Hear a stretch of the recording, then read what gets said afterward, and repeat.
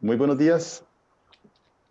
Muchas gracias a todos por sumarse a nuestra octava edición del Global Pensions Program. El día de hoy, para nosotros es un placer contar con su presencia. Good morning and thank you for joining us for the 8th edition of the Global Pensions Program. It is a pleasure having you with us today. We're going to have English interpretation since the presentation will be in Spanish. Antes de comenzar, me gustaría comentar algunas cuestiones técnicas. En primer lugar, los presentadores estarán hablando en español, tanto Andrés Velasco, nuestro invitado especial el día de hoy, y habrá traducción simultánea en inglés. Para las personas que quieran escuchar la interpretación en inglés, habrá un icono en la parte inferior de sus pantallas que se lee interpretación. Basta con oprimir este vínculo y seleccionar el idioma. As I said, the presentation will be conducted in Spanish. And for those of you who would like to listen to the interpretation, there is an icon in the bottom part of your screen. And you can press interpretation and you will be able to hear the presentation in English. Durante las presentaciones de esta mañana, sus cámaras y micrófonos van a estar apagados.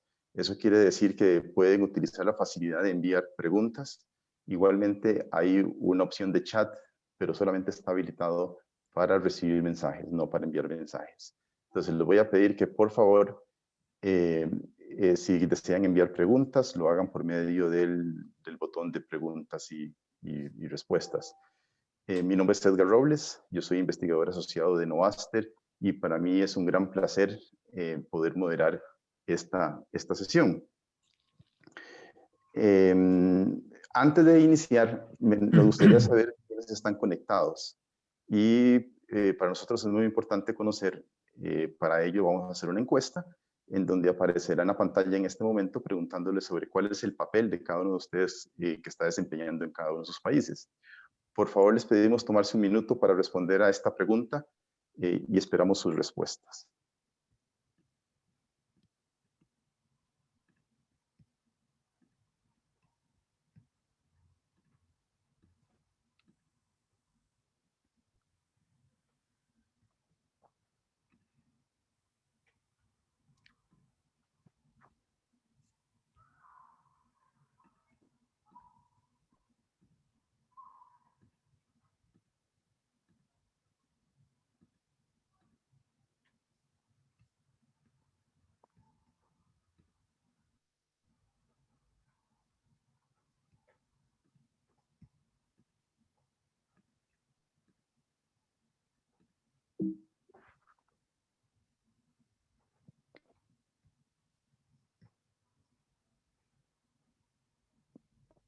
Muy bien, muchas gracias. Ahora les presento a nuestro invitado del día de hoy. Para mí es un gran placer poder moderar este evento y presentarles al profesor Andrés Velasco. Él es economista, graduado de doctorado de la Universidad de Columbia y también posee estudios en MIT y en la Universidad de Harvard. Además ha sido profesor en Harvard, Columbia y NYU. Actualmente él es el decano de la Escuela de Políticas Públicas de London School of Economics y también ha sido profesor de Harvard en el pasado. Quizá ustedes lo recuerdan mucho cuando fue ministro de Hacienda durante el gobierno de Bachelet. En aquel momento él fue elegido como el ministro de Hacienda del año de América Latina por la publicación Emerging Markets, que es del Fondo Monetario Internacional y del Banco Mundial, y también por la revista América Economía. Además, en el 2009 fue elegido como líder innovador del año por American Trade y también tiene un premio por el Premio de Excelencia en Investigación del Banco Interamericano de Desarrollo. De verdad, Andrés, es un gusto poderte tener acá. Muchísimas gracias, Edgar. Buenas tardes o buenos días o buenas noches, dependiendo de dónde estén ustedes. Es un tremendo placer participar en este evento y compartir pantalla con premios Nobel, expertos en pensiones y gente tan distinguida que ha estado compartiendo ideas con ustedes ayer y también continúa más adelante en la semana. Si me lo permiten, yo voy a compartir pantalla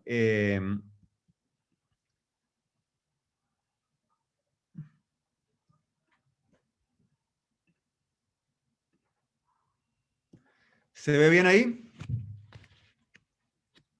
Se ve Edgar? bien, sí. Sí, se ve bien, sí. Perfecto.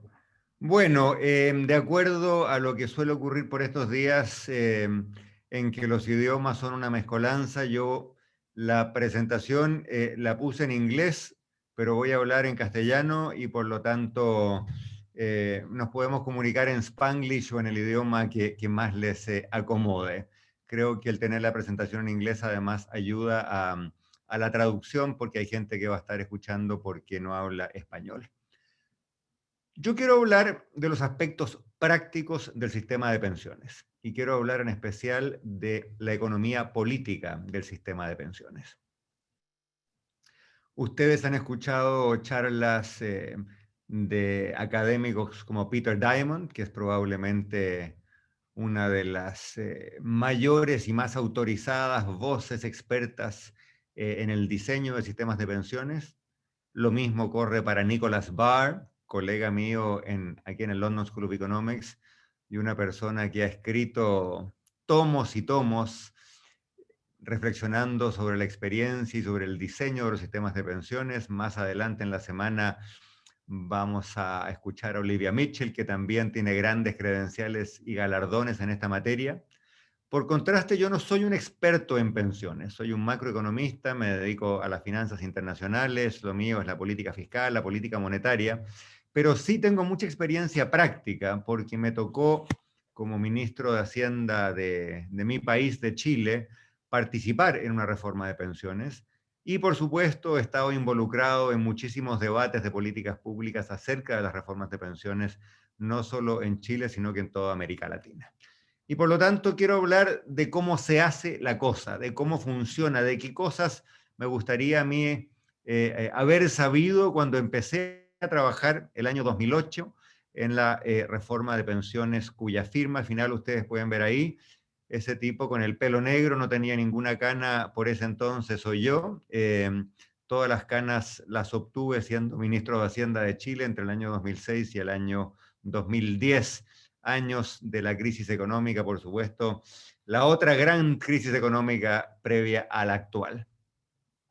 No quiero hablar de los detalles de la reforma del año 2008 en Chile, ya han pasado 12 años y los temas, las prioridades y las urgencias hoy día en Chile y en la región son distintas, pero sí quiero mencionar que a la vez haber estado involucrado directamente, primero en el diseño conceptual de esa reforma, pero además en el trámite de esa reforma, en el Congreso, en el Gabinete de Chile, conversando y discutiendo mucho en el Congreso chileno, con la opinión pública, en los medios de comunicación. Creo que tengo cierta experiencia que puede ser útil a la hora de pensar no solamente en los aspectos técnicos de una reforma de pensiones, sino que también en cómo se hace en la práctica, qué cosas hay que cuidar, qué asuntos hay que tener en mente para que lo que hagamos respecto de las pensiones nos haga mejorar los sistemas y no empantanarnos o retroceder. Y lo que quiero hacer en los próximos minutos es sencillamente reflexionar acerca de 7 asuntos. Puse ahí lecciones, pero más que lecciones y más que principios, son aquellas cosas que yo aprendí en los últimos 12 o 14 años en el campo de batalla práctico, concreto, real de las pensiones. Y también, por qué no decirlo, aquellas cosas que he ido recogiendo en el camino que me habría gustado saber en un inicio, cuando comencé a participar en los debates y también en el diseño de políticas en materia de pensiones. Voy a hablar en general, no quiero leer la lista entera porque voy a ir uno por uno, pero voy a hablar de la economía política, de la centralidad que tienen las pensiones en los debates, en el rol de las ideologías, en la dificultad de asegurar que la gente contribuya voluntariamente. Voy a hablar de la tensión que hay en los sistemas entre la complejidad y la simplicidad. Voy a hablar de la importancia, pero también de las dificultades asociadas con la libre elección en materia de pensiones. Voy a hablar de un asunto muy importante que es la confianza y la legitimidad de los sistemas de pensiones y también acerca de los procesos asociados a la reforma. Y voy a terminar un punto octavo que no está aquí con algunas reflexiones acerca de lo que viene y acerca del futuro. Y para no dilatar más, ya que partimos tarde y me ofrezco mis excusas, por eso hubo una confusión con las horas, eh, salto directamente a la primera reflexión.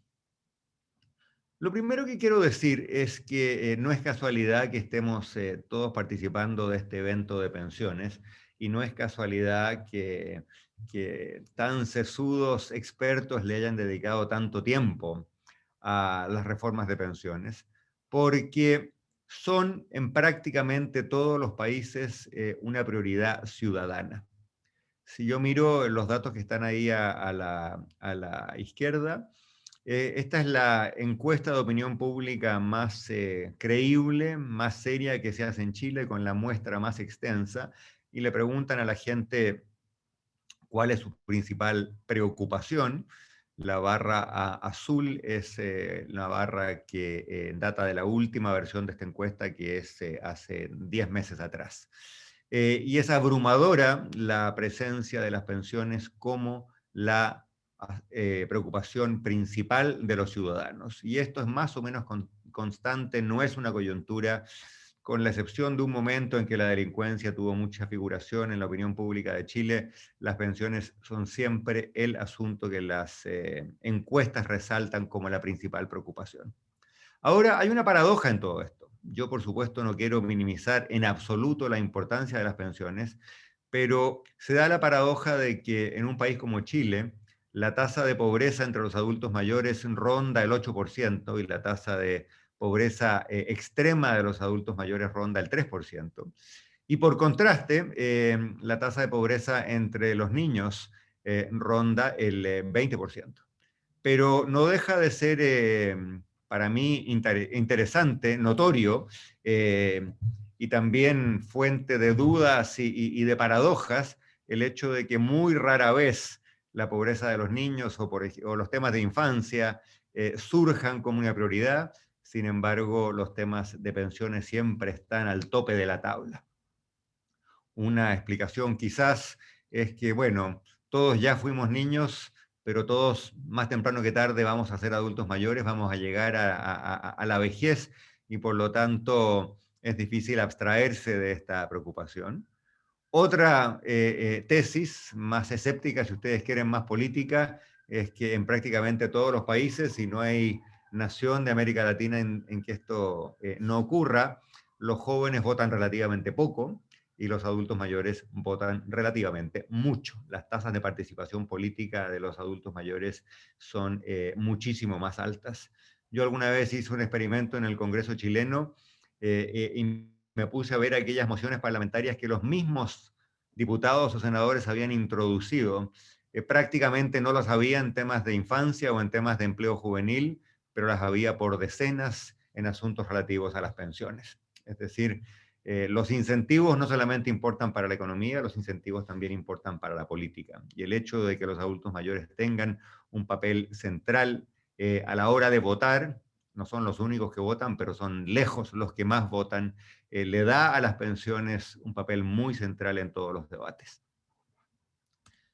Una segunda cosa que es interesante y que también es difícil y que también es a veces compleja a la hora de hablar de pensiones, a la hora de discutir reformas y a la hora especialmente de tramitar, como decimos en Chile, reformas en el Congreso, es que esta no es una discusión que se haga en un laboratorio, es una discusión que se hace en un contexto muy cargado de tensiones, muy cargado de desconfianzas. Voy a hablar de desconfianza más adelante, pero también con un gran peso ideológico.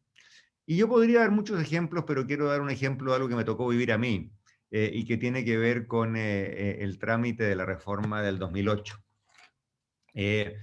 Ustedes saben que en Chile hay un sistema de capitalización individual, que hay entidades de giro único que son las únicas autorizadas para administrar fondos de pensiones, las AFPs en jerga chilena y tienen nombres parecidos en otros países de América Latina, en Perú, en Colombia, en México, antiguamente en Argentina, etcétera, etcétera.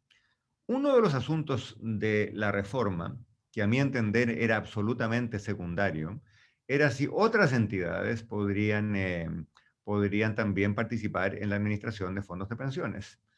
podrían ser compañías de seguro, podrían ser cajas o podrían ser bancos. El proyecto de ley que el Ejecutivo presentó contemplaba la posibilidad de abrir el abanico de instituciones que pudiesen administrar fondos de pensiones, pero la verdad es que esto distaba mucho de ser central o capital para el diseño de la reforma. El diseño de la reforma tenía más que nada que ver con la creación de un pilar solidario, tenía que ver con la introducción de mayor competencia por la vía de las licitaciones en el mercado de los administradores, pero exactamente qué instituciones podían administrar fondos de pensiones no era un asunto central.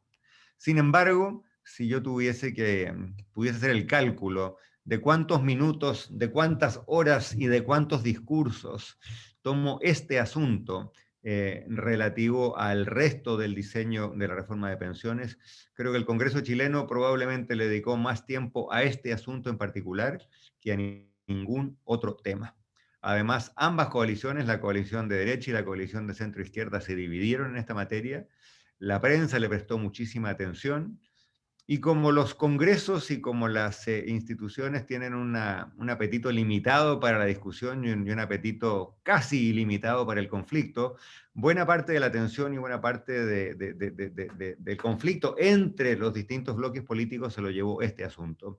Y lo que terminó pasando que muchos otros asuntos, quizás más delicados, ciertamente que involucraban cantidades mucho mayores de recursos, recibieron menos atención y se volvieron menos controvertidos porque este asunto se había llevado prácticamente toda la atención y toda la atención. Con esto no quiero sugerir que el rol de quien administra los fondos de pensiones se hizo relevante, todo lo contrario. Lo que sí quiero decir es que como las pensiones son un asunto, primero, complejo, segundo, de difícil comprensión, tercero, de una tremenda carga ideológica, y cuarto, en que hay mucho dinero y muchos intereses cruzados de por medio, a veces las discusiones de políticas públicas relativas a las pensiones son víctimas de una especie de secuestro. Y hay asuntos que no son medulares, que se toman la discusión, y hay asuntos que sí son medulares, voy a referirme a algunos de ellos más adelante, que reciben poca atención. Y eso atenta, me temo yo, contra la viabilidad de las reformas a los sistemas de pensiones, también atenta contra la calidad de las reformas de las pensiones. Tercer asunto que quiero resaltar es que es muy difícil alcanzar densidades de cotización. Es muy difícil conseguir tasas de cotización que nos permitan que los sistemas de pensiones puedan producir las pensiones que la gente quiere y que la gente desea y a las cuales la gente tiene derecho. Otro modo de decir lo mismo es que los sistemas de pensiones, y esto corre tanto para los sistemas de capitalización individual del estilo chileno o los sistemas estatales de sistemas de reparto, pay as you go, están todos predicados en la existencia de un mercado laboral que no existe. Un mercado laboral en que la gente tiene empleos de largo plazo, formales, con buenos sueldos y baja rotación, y por lo tanto están en condiciones de ahorrar sistemáticamente para su pensión. Esta no es la realidad de América Latina. Tenemos un sistema laboral dual, altamente segmentado, con una minoría de trabajadores, más que nada hombres, y hombres de una cierta edad para arriba, que tienen trabajos formales, pero dependiendo del país, un tercio o 40%, 50%, hasta 60% y más trabajan en cargos en que no hay una relación formal de contrato, o si la hay es a plazo fijo y no indefinido, y por lo tanto inevitablemente la capacidad de las personas para contribuir a las pensiones es extremadamente limitada. Yo sé que probablemente todos ustedes lo saben, lo que sencillamente quiero resaltar es la dificultad de ir más allá, incluso en un país como Chile, que es el caso que conozco mejor, donde el sistema jurídico y en especial las estructuras del mercado laboral son bastante más formales que en otros países de la región. Las cifras que ustedes ven a la izquierda, perdón, son la densidad de contribuciones, es decir, el porcentaje del tiempo que una persona hizo contribuciones como porcentaje del total de años trabajados o de meses trabajados, dependiendo del percentil de contribuciones en las que se encuentre. Una manera de leer ese cuadro es el siguiente. Hay al menos 10% de los trabajadores que no hacen contribuciones del todo, ese es el cero de ahí arriba. En el percentil 25, es decir, el primer 25% de esta distribución, la densidad de contribuciones no alcanza el 12%. La densidad mediana de contribuciones, es decir, para la persona que está justo al medio de la distribución, esa densidad no alcanza el 40%. En el percentil 75 no alcanza el 70% y en el percentil 90 no alcanza el 87%. Dicho de otro modo, hay menos de 10% de los chilenos que contribuyen más de 13% del tiempo que están empleados. Dicho de otro modo, entonces, incluso en un sistema laboral o en un mercado laboral razonablemente formal como el chileno, aunque con un tercio más o menos de los trabajadores que trabajan por cuenta propia, obtener densidades de cotización es difícil, es muy, muy difícil. Porque lo que ocurre, evidentemente, es que la cotización es obligatoria y esa obligación es exigible solamente en el caso de las personas que tienen contratos formales de trabajo y por lo tanto se les hace el descuento por planilla. En otros casos, en que la contribución en los hechos pasa a ser voluntaria, es muy difícil que esa contribución ocurra porque hay muchísimos hogares que están, como decimos los economistas, limitados por la liquidez, que no tienen la liquidez hoy para hacer los gastos que querrían y que podrían hacer dada la expectativa que tienen de sus ingresos futuros. Y conseguir que los trabajadores independientes, que los trabajadores por cuenta propia coticen es políticamente muy difícil. Una de las cosas que hicimos en la reforma en que yo participé en Chile el año 2008 es que establecimos un calendario que haría obligatorio que los trabajadores independientes cotizaran.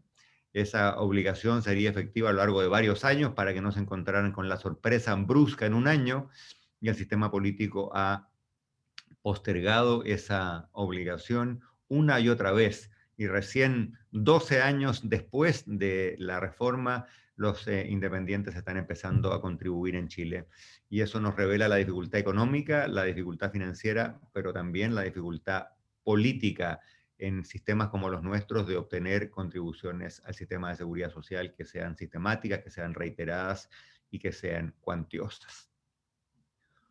Otro asunto que yo aprendí de los sistemas de pensiones, y esto lo aprendí no solamente siendo ministro en Chile, sino que también como candidato en Chile, como alguien que ha conversado mucho con los ciudadanos, es que los expertos en pensiones, quienes diseñan o quienes diseñamos sistemas de pensiones, hemos cometido el error de transitar hacia sistemas cada vez más complejos. Y entre los ciudadanos hay dos convicciones. La primera, de que los sistemas vigentes, y en especial esto es evidente en el caso de Chile, a la gente no le gustan. La gente se declara insatisfecha, se declara desencantada con los sistemas vigentes, pero al mismo tiempo, y esta es otra paradoja, como los sistemas son complejos, son muy pocas las personas que efectivamente entienden cuáles son sus obligaciones, cuáles son sus derechos y cómo funciona el sistema. Estos datos a mano izquierda son, perdón, reiterativamente de mi país, Chile, son fruto de varias encuestas y son encuestas en que le preguntan a las personas si sabe, por ejemplo, qué porcentaje de su ingreso imponible va a su cuenta individual. La respuesta correcta es 10%, eso podría ocurrir, perdón, podría cambiar pronto porque hay una discusión de una reforma que se está gestando en Chile, pero la cifra hoy, y así ha sido desde la década de los 80, es 10%. Pues bien, de acuerdo a esta encuesta, apenas 16% de las personas encuestadas saben que 10% de su sueldo va a su cuenta de pensiones. Del mismo modo, las administradoras de fondos de pensiones cobran una comisión, que en el caso de Chile es porcentual también a la remuneración de la persona, y el sistema está predicado en el supuesto de que hay de que hay competencia, por lo tanto, si la gente se siente insatisfecha porque le cobran muy caro o porque el retorno de las inversiones no le satisface, bueno, esa persona se puede cambiar. Resulta que apenas 11% de los afiliados, apenas 11% de los afiliados en Chile saben cuánto le cobra una AFP y por lo tanto se conjuga una opinión negativa, baja respecto del sistema, con una incapacidad de pronunciarse acerca de parámetros básicos vigentes hoy. Hay mucha gente, más del 70%, que duda que los fondos de pensiones sean efectivamente propiedad de los ciudadanos, aunque ahora en el caso de Perú en Chile los ciudadanos han podido retirar los fondos de pensiones, así que sospecho de que ese número debe ser mucho mayor hoy. Y cuando se le pregunta a los afiliados cuál es la edad de jubilación del hombre y cuál es la edad de jubilación de la mujer, apenas 3 de cada 4 saben cuál es la edad de jubilación masculina y 2 de cada 3 de los encuestados están en condiciones de afirmar cuál es la edad de jubilación de las mujeres. Por lo tanto, vemos aquí un error capital de las personas encargadas de diseñar sistemas. Hemos transitado hacia sistemas en que hay una serie de decisiones individuales que requieren una cuota importante de conocimiento por parte de los afiliados y la brecha entre ese supuesto por parte de los expertos y la realidad es bastante grande. Continuando con el mismo tema,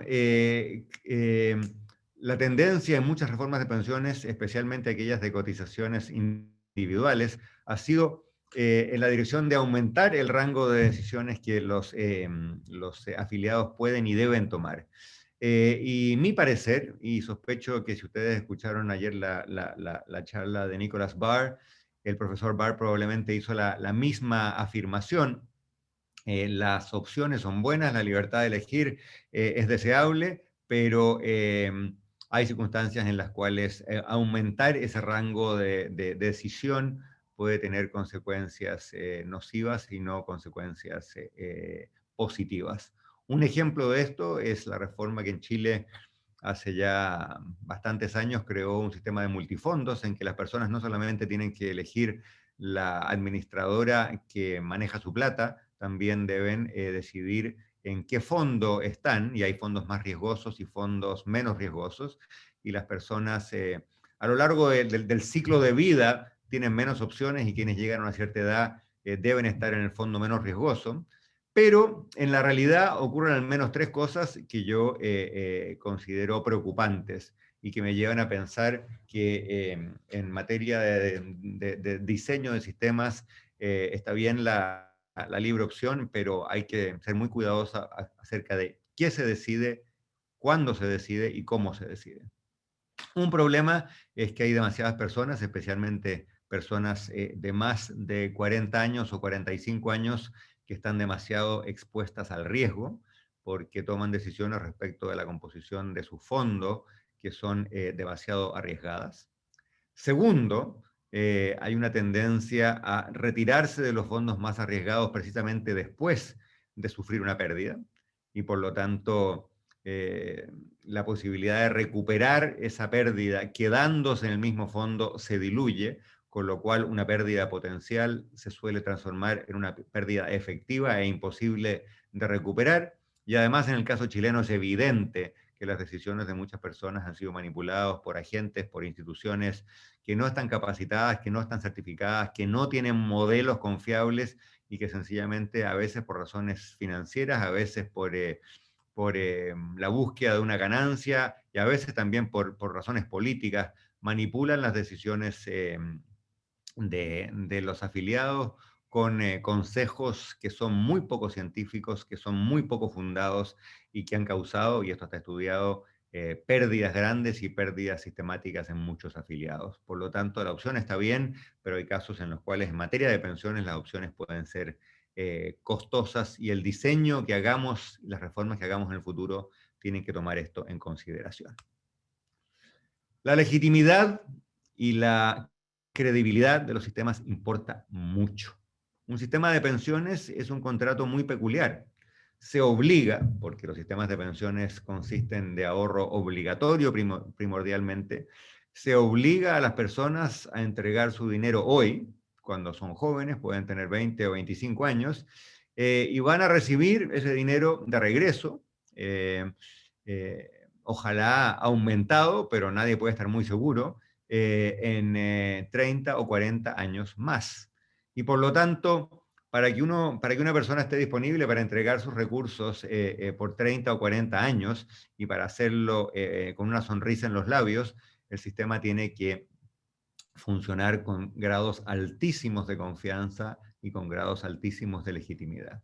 Y lo que observamos, esto es cierto de los regímenes públicos y los regímenes privados, pero quizás es especialmente patente en el caso de los regímenes de administración privada de fondos, es que los afiliados y los ciudadanos en general confían poco y nada en los administradores y en el sistema en general. Este cuadro de la izquierda también es de una encuesta reciente en Chile, en que el encuestador hace la afirmación: me da tranquilidad que las AFP administren los ahorros de mi pensión, y el afiliado tiene que manifestar si está de acuerdo o en desacuerdo o muy en desacuerdo con esa afirmación, y resulta que 60% de los afiliados están en desacuerdo con la afirmación de que la actual administración les da tranquilidad a la hora de manejar su dinero.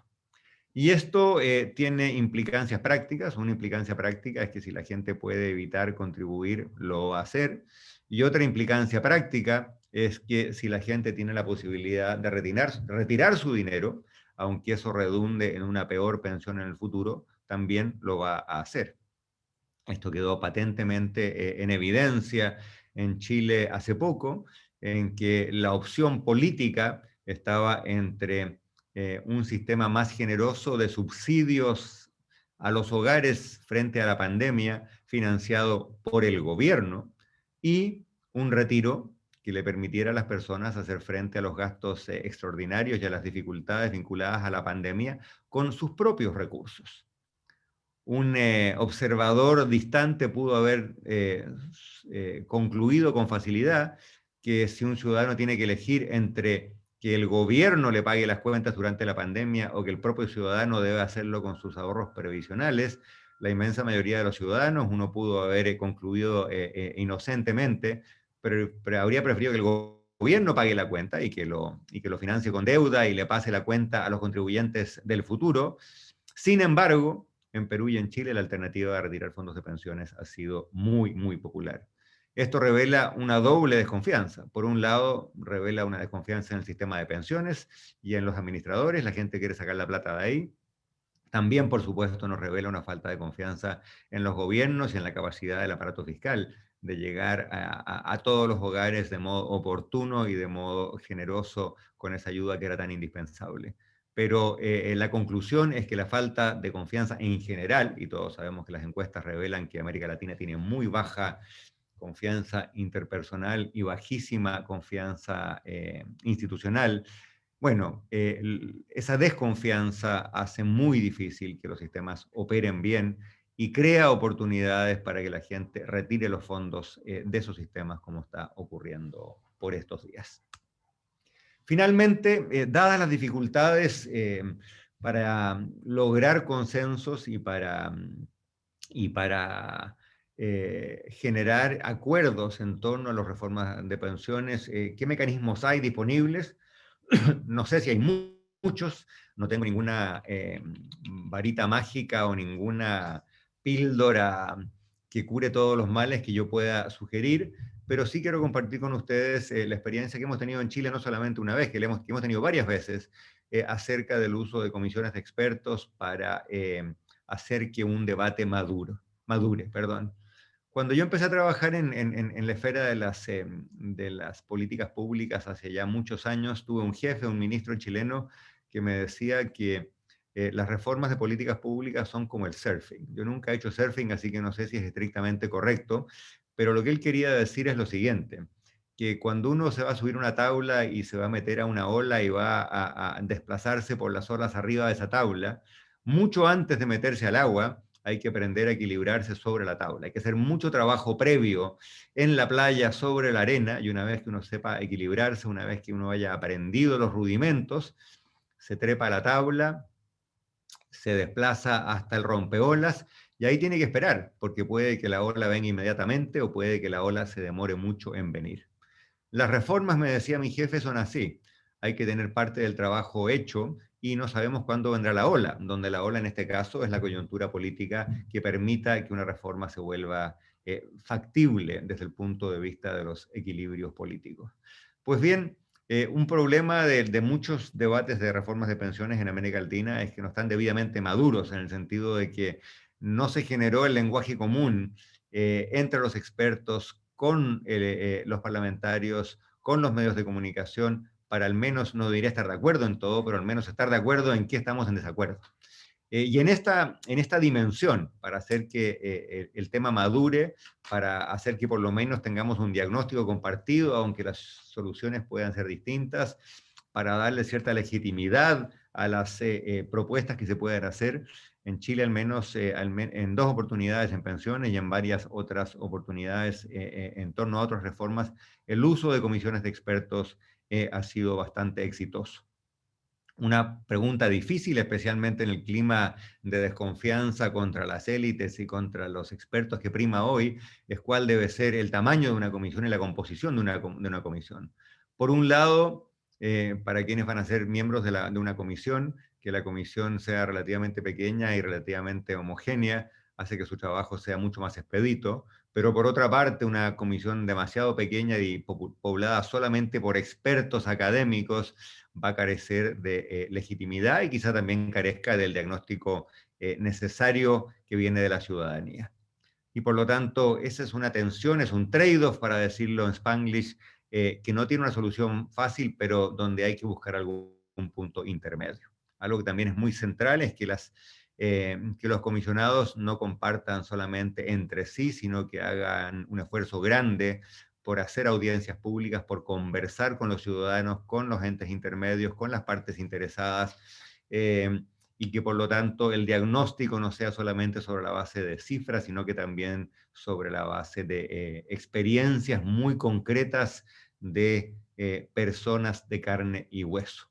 Pero una vez que esto ha ocurrido, en mi experiencia al menos, para fijar los contornos de una discusión, para afinar los diagnósticos previos al diseño de soluciones y para ponerle orillas, como decimos en Chile, al debate parlamentario, el uso de las comisiones y el uso, por supuesto, de los documentos, de las propuestas, que a veces son unánimes y a veces no son unánimes, de las comisiones, en Chile al menos ha resultado bastante productivo y puede que sea útil también en futuras reformas, no solo del sistema de pensiones.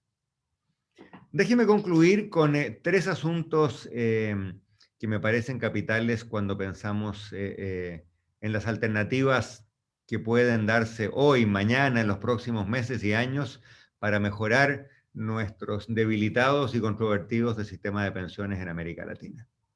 El primero, y creo que está bastante implícito en todo lo que he dicho, es que no hay reforma al sistema de pensiones sin reforma al mercado laboral.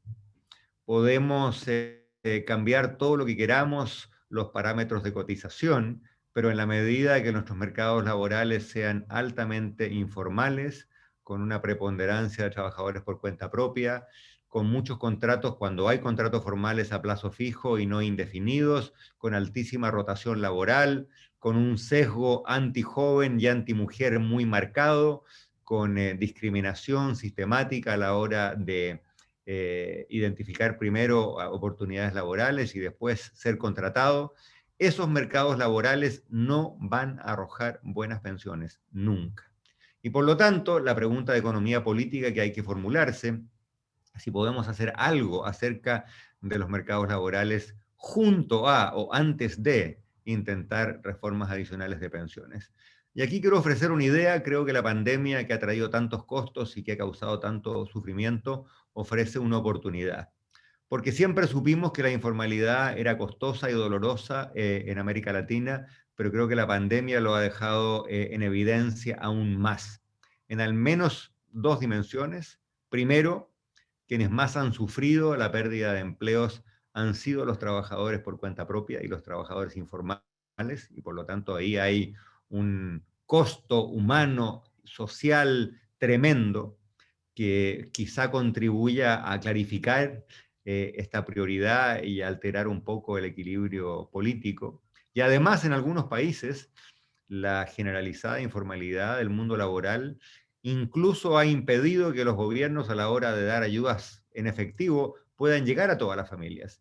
Porque si el sistema es tan informal que no hay información, que no hay catastros, que los hogares no están inscritos, que la bancarización de las familias es muy limitada, incluso un gobierno que tiene recursos y que pueda ayudar a una familia en un momento de crisis, es posible que no pueda llegar a ellos y no los pueda auxiliar.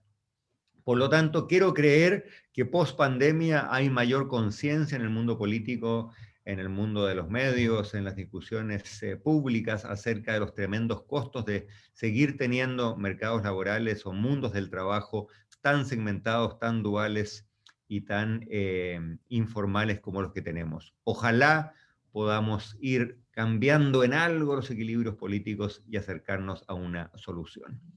Segundo, me parece bien evidente que los sistemas de pensiones en general y los sistemas de capitalización individual en especial tienen tienen un problema de confianza y de legitimidad gigantesco, que no vamos a cambiar exclusivamente modificando algunos parámetros del sistema. Una alternativa, que la dejo para discusión en aquellos países que existen administradoras de fondos de pensiones, es que en realidad el modelo existente hoy de administradoras mezcla dos funciones que no tienen por qué estar en manos de las mismas entidades. Mezcla por una parte la administración de cuentas, el papeleo, lo que en inglés se llama el back office, con la administración de fondos. Pero como la administración de cuentas tiene costos fijos muy altos y por lo tanto los costos de entrada al mercado de administración de fondos son muy altos, casi todos los países han terminado con un grupo muy pequeño y relativamente oligopólico de administradoras de fondos. Y eso contribuye, por supuesto, al malestar, a la desconfianza y también crea un cierto poder de mercado en los mercados financieros que no siempre o rara vez es saludable y que probablemente sea muy costoso. Por lo tanto, una posibilidad es dividir estas administradoras en dos roles totalmente distintos. Uno que podría ser estatal, que es el back office, y al hacerlo así, uno cambia radicalmente la escala plausible de una entidad administradora de fondos y podría haber mucha mayor variedad, podría haber mucha mayor diversidad, podría haber mucha mayor competencia y también, ¿por qué no?, podría haber administradores públicos junto con administradores privados. Y finalmente está el gran asunto, el tremendo asunto del financiamiento de los sistemas que van a tener cada día más un componente redistributivo y estatal importante. Creo que no es sorpresa para nadie si afirmo que los gobiernos de la región han tenido dificultades fiscales en el pasado a la hora de financiar sistemas, pilares solidarios o sistemas redistributivos más generosos, y esta dificultad se va a acrecentar post pandemia, porque la pandemia va a significar en prácticamente todos los países incrementos del 15, del 18 y hasta el 20% en el cociente de la deuda, perdón, en el cociente de la deuda pública sobre Producto Interno Bruto. Y esto significa que el espacio para hacer cambios se va a ir agotando. No digo que se agote en el corto plazo, porque vivimos en un mundo con tasas de interés relativamente bajo y es notable cómo los países han logrado, muchos países, no todos por supuesto, continuar gozando de un cierto acceso a los mercados internacionales y los mercados locales de capital, pero hay que ir pensando no solamente en deuda, hay que ir pensando en cómo la carga tributaria se reacomoda para hacer posible un papel más activo del reaseguro estatal en el mundo de las pensiones. Y aquí hay una decisión importante que hay que tomar, acerca de la cual creo que el debate en América Latina ha sido insuficiente. Un modelo, por ejemplo, el se está discutiendo en Chile hoy, es un modelo en el cual se comparten riesgos entre afiliados, es decir, la cotización de una persona no va enteramente a financiar su propia pensión, hay también un componente redistributivo entre afiliados. Una alternativa muy distinta es que el componente redistributivo entre afiliados lo financien los contribuyentes, es decir, que el famoso risk sharing sea entre afiliados y quienes pagan los impuestos, y no entre afiliados y afiliados. Cada uno de sus sistemas tiene una ventaja y una desventaja. La redistribución entre afiliados tiene la gran ventaja de que es políticamente menos sensible, no implica subir los impuestos, pero tiene la dificultad que puede encarecer el empleo. Y como sabemos muy bien, en América Latina ya tenemos bajísimas tasas de empleo, tenemos altísimo empleo formal, y por lo tanto hay que ser muy, muy cuidadoso a la hora de tomar decisiones que puedan repercutir no en una reducción de la informalidad en el empleo, que es lo que queremos, sino en un aumento del subempleo, en una consolidación de las bajas tasas de empleo y en una consolidación de una informalidad y un empleo por cuenta propia que ya es muy común y que tiene todos los costos que he discutido. Me parece que estos tres asuntos son de interés inmediato.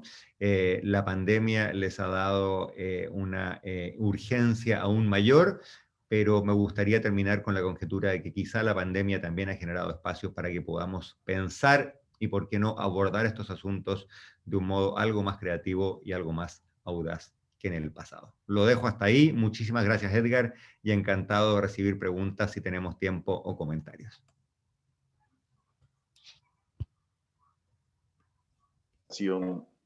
Pues hemos recibido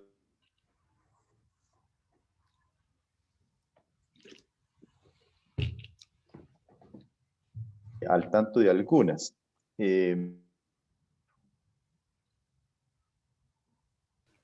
Edgar, se te va la voz, Edgar. ¿Escuchan ahí bien? ¿Sí? No se te escucha.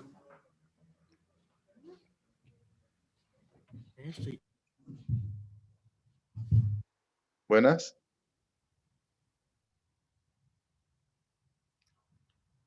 Se te escucha entrecortado, Edgar. A veces muy bien, pero a veces no se te escucha nada.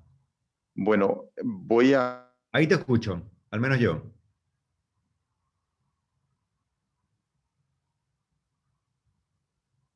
Se preguntan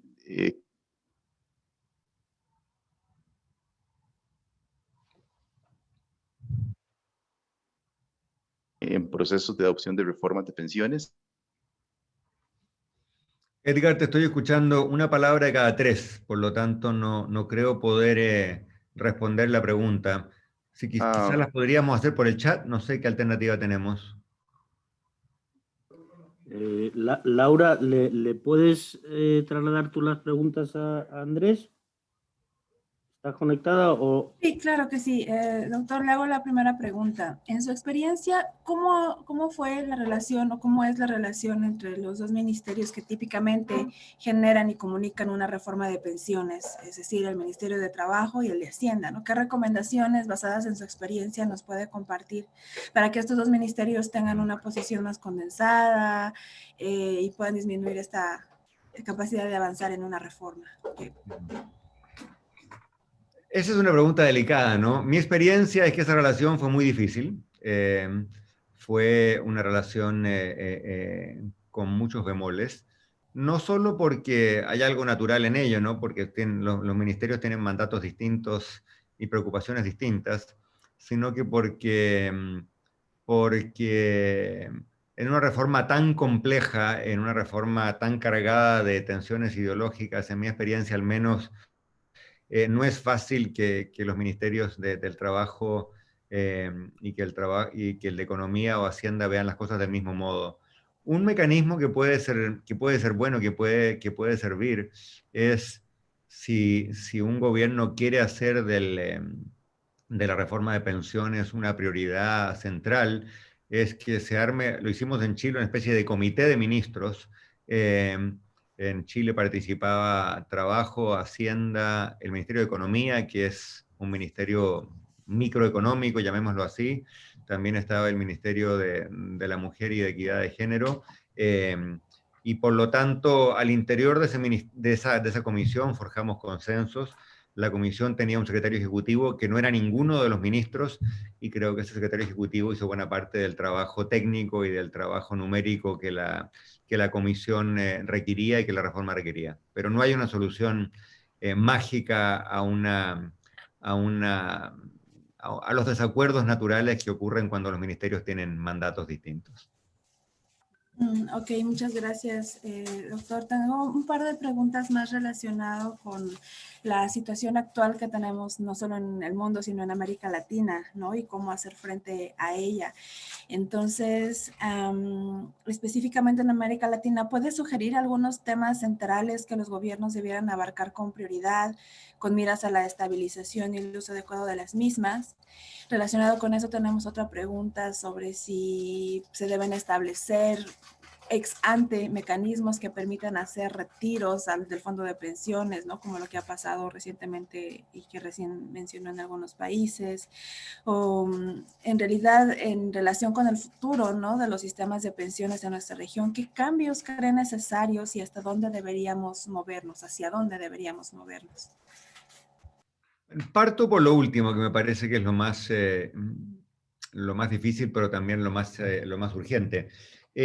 Creo que en América Latina tenemos, la lista de problemas es infinita, ¿no? O sea, partamos de la constatación de que nuestros sistemas ofrecen malas pensiones.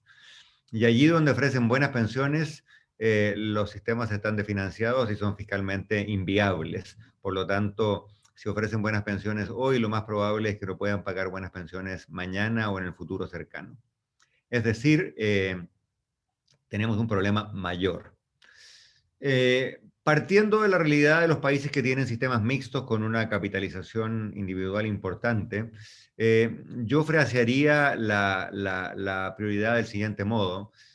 Creo que necesitamos sistemas de seguridad social que tengan más de seguridad y más de social. Es decir, el ahorro personal, el ahorro individual, tiene que jugar un papel absolutamente clave. Los sistemas de pensiones son sistemas de ahorro, y si no hay ahorro no hay pensiones. Pero es evidente también que las personas a lo largo de nuestra vida estamos sujetas a todo tipo de imprevistos, de golpes, de shocks, y por lo tanto un sistema de pensiones que funciona bien tiene que proteger a los ciudadanos, a los afiliados de esos golpes, que pueden ser el desempleo, una enfermedad, el mismo riesgo de longevidad.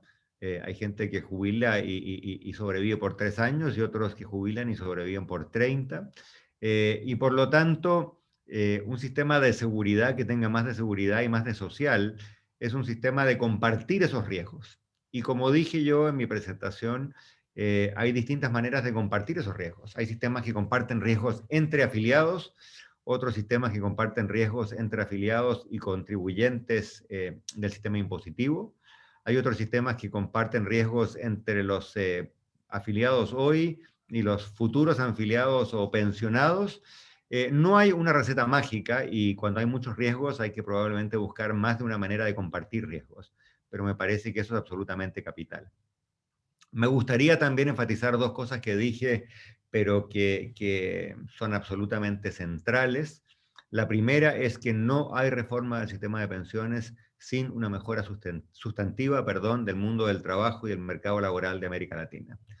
Mientras nuestros trabajadores y trabajadoras tengan trabajos inestables, informales, con remuneraciones erráticas, con alto riesgo de desempleo, o cuando hay contratos de plazo fijo y de muy larga duración, que además tienden a afectar de modo discriminatorio a mujeres y a jóvenes, esa realidad se va a transformar inevitablemente en patrones de ahorro que van a hacer que ese ahorro sea esporádico, errático e insuficiente.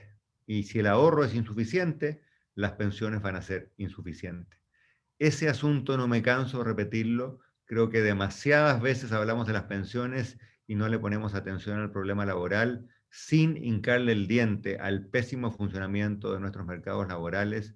Buena parte de lo que se diga respecto de las pensiones va a ser interesante, pero no va a ser una diferencia de fondo duradera en la calidad de vida de las personas, y en especialmente en la calidad de vida de los adultos mayores de la región.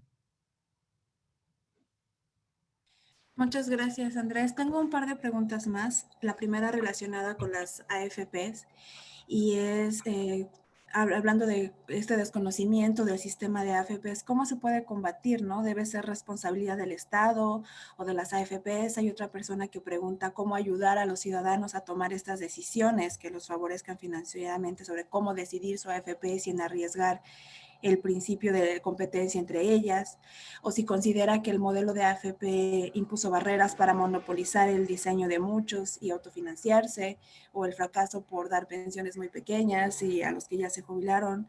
En este caso, ¿cómo fue un poco el caso de Chile? Y la otra pregunta es si pudieran compartir con nosotros algunas lecciones de éxito que nos puedan orientar para lograr las reformas en América Latina y el Caribe. Opciones e información. Esa es la primera pregunta y es un asunto muy capital. Creo que partimos, lo dije al pasar en mi presentación, de un diseño y de un concepto que probablemente es cerrado. Muchos de los sistemas vigentes, y no solo los sistemas privados de capitalización individual, parten del supuesto que las personas tienen mucho tiempo y la mayor disposición a enterarse de los detalles de un sistema que es complejo. Y por lo tanto partimos de sistemas complejos y con sucesivas reformas los hemos hecho más complejos. Ese es un error. Obviamente la simplicidad absoluta no es viable ni existe, pero hay grados de complejidad y grados de simplicidad, y mi recomendación sería tender más bien hacia lo simple. Primero que todo, no nos engañemos. Un sistema de pensiones es un sistema de ahorro obligatorio. Es un sistema de ahorro obligatorio. Los sistemas de pensiones tienen un componente voluntario, pero el componente voluntario es un complemento al ahorro obligatorio, no es lo medular del sistema. Y al ser obligatorio el sistema también debe imponer otras obligaciones en cuanto a cómo se cotiza, cuánto se cotiza, hasta cuándo se cotiza, etcétera, etcétera, etcétera. Hay una responsabilidad de las mismas administradoras de fondos de pensiones de asegurarse, invertir recursos y hacer capacitación para que los afiliados sepan más, indudablemente. Creo que uno de los mea culpas que han empezado a hacer muchas instituciones privadas en América Latina, ojalá que lo hubiesen hecho 20 años antes, es que no actuaron a tiempo y no pusieron la atención y el dinero necesario sobre la mesa para hacer un trabajo mucho más intensivo y mucho más audaz de educación previsional y de capacitación previsional. Y lo último que diría es que creo que el modelo de competencia basado en las decisiones individuales de los afiliados es un sistema que funciona mal.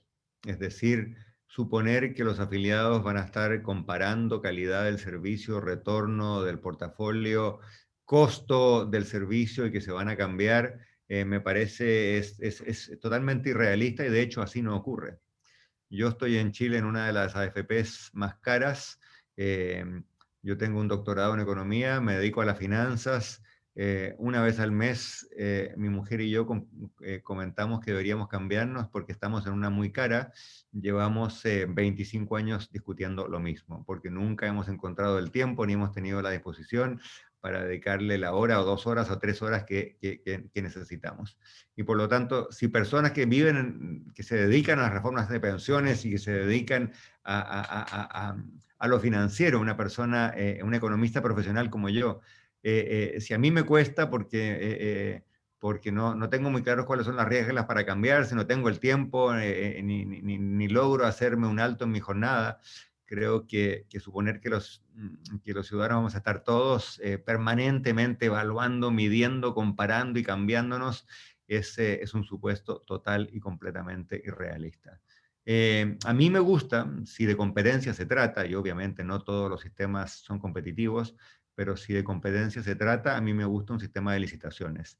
Es decir, que las AFPs compiten por el derecho a servir a grupos grandes de afiliados. En Chile, en la reforma en la que yo participé, generamos para los afiliados recientes, no para el conjunto total de los afiliados, precisamente estas licitaciones competitivas, y que han tenido en el universo donde se aplicaron un resultado muy bueno. De hecho, el costo de la administración de fondos para las personas que fueron licitadas, ese costo cayó a la cuarta parte de lo que vale la administración de fondos en otras AFPs que no han sido licitadas o que no han participado en la licitación. Dicho de otro modo, hay un espacio muy grande para inducir la competencia sin que la competencia debe estar basada en la opción individual. Me parece que ese segundo modelo de competencia es más potente, es más efectivo y creo que va a llevar a que se generen mayores beneficios para los afiliados y mejores pensiones, que al final de cuentas es lo único que importa. Gracias, doctor. Pues estamos llegando al final de la sesión. Tenemos una última pregunta y si puede incluir aquí sus comentarios de cierre, estamos ya en el límite. Es en relación a los cambios a los que he hecho referencia en el mercado laboral, ¿no? ¿Qué deberíamos estar haciendo que no estamos haciendo? Si pudiera elaborar un poco más sobre las reformas en el mercado laboral, si el mercado laboral cambia en el largo plazo, ¿se puede realizar alguna reforma de pensiones que desvincule el mercado laboral de las pensiones? ¿O qué tiene que pasar en este sentido? Y con esto cerramos. Muchas gracias. Gracias. Esta es una pregunta dificilísima porque el mercado laboral no es fácil de reformar y tenemos poco tiempo para entrar en detalles, pero déjenme poner una idea sobre la mesa. Los debates laborales que suelen ocurrir en América Latina son debates pobres, son debates polarizados y excesivamente ideológicos.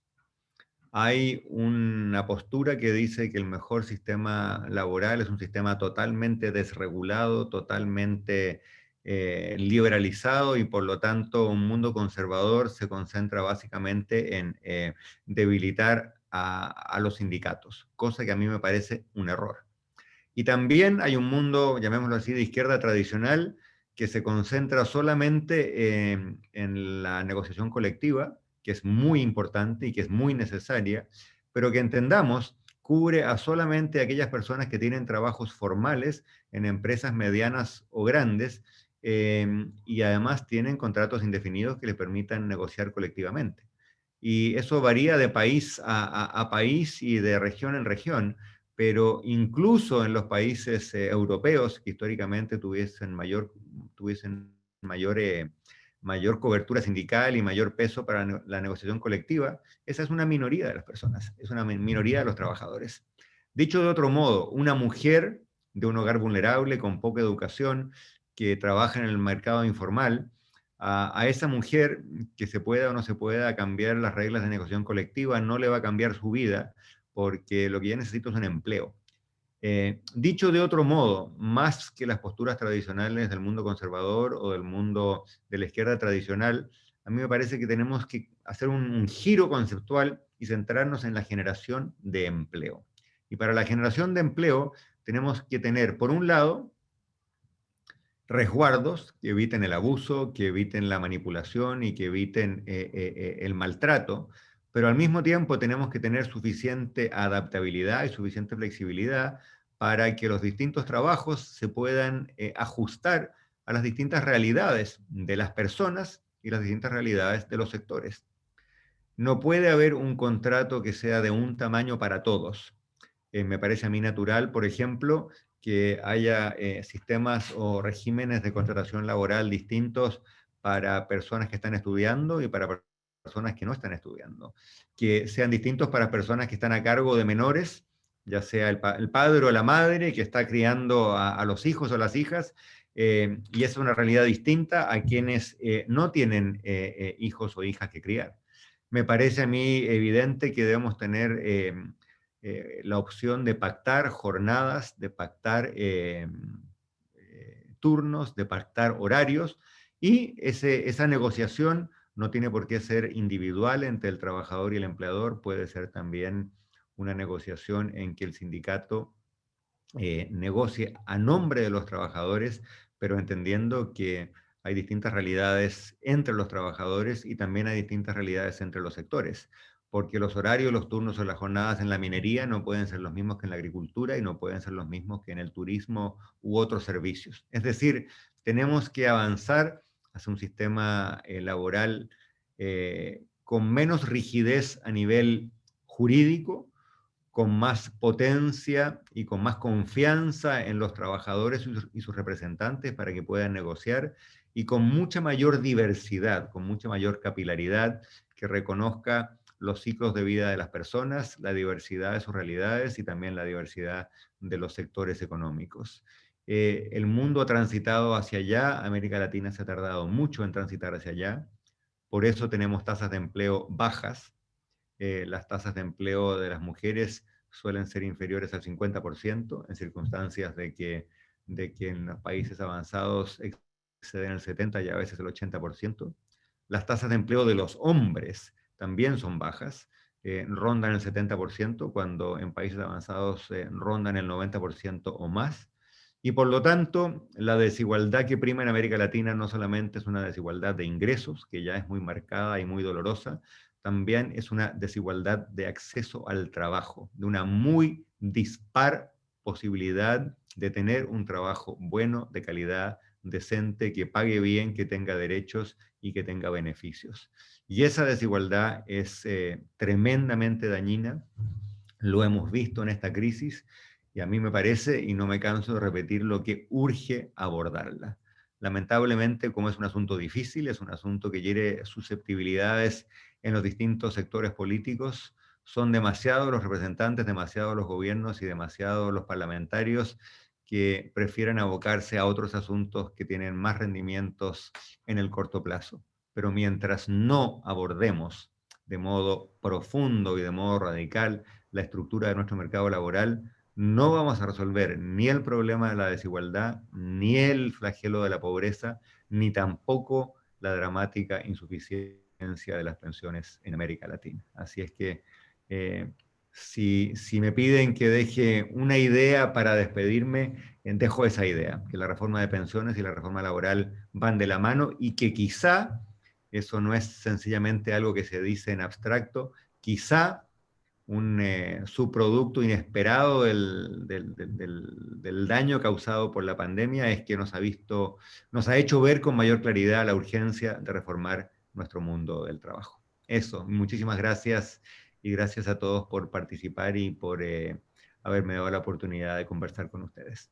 Buenas tardes. No, al contrario, muchísimas gracias por tus valiosas aportaciones. Estoy segura de que muchas de las ideas y las lecciones aprendidas que has compartido con nosotros hoy serán muy enriquecedoras para todas y todos nuestros participantes.